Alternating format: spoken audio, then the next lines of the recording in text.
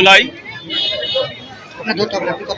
আমাদের আন্দোলনের প্রথম সারি নেতা হাদি ভাই তার উপর আজ যে বর্বরচিত হামলা জানাইছে গণ অধিকার পরিষদ এর পক্ষ থেকে আমরা তীব্র নিন্দা প্রতিবাদ জানাই।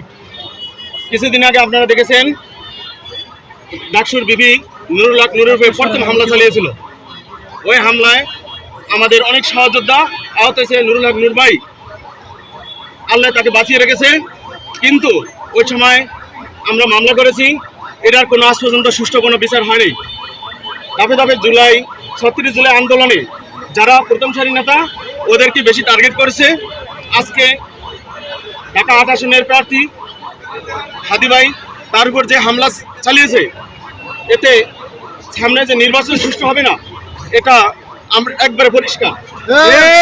আমরা দেখেছি, আমিও ঢাকা 6 আসনের একজন প্রার্থী, কিন্তু এভাবে হইলে সুষ্ঠু নির্বাচন কিভাবে হবে? যদি যারা প্রার্থী এদেরকে যদি নিরাপত্তা না দিতে পারে, সুষ্ঠু নির্বাচন হওয়ার কোনো সম্ভাবনা আমরা দেখতেছি না। ইউনূস সরকার, পুলিশ প্রশাসন ঢিলের আলাভাবে দায়িত্ব পালন করছে। আমরা মনে করছি গতকাল তফসিল ঘোষণার পরে আজকে হামলা চালিয়েছে। এই হামলায় পরিষ্কার যে কোনো যারা প্রার্থী আছে তারই নিরাপত্তা দিতে পারবে না।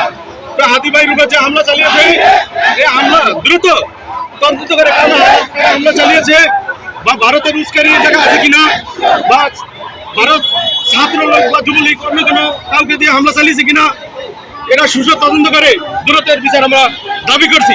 না হলে গণ অধিকার পরিষদের পক্ষ থেকে আমরা দ্রুত কঠোর আন্দোলন ইনশাআল্লাহ।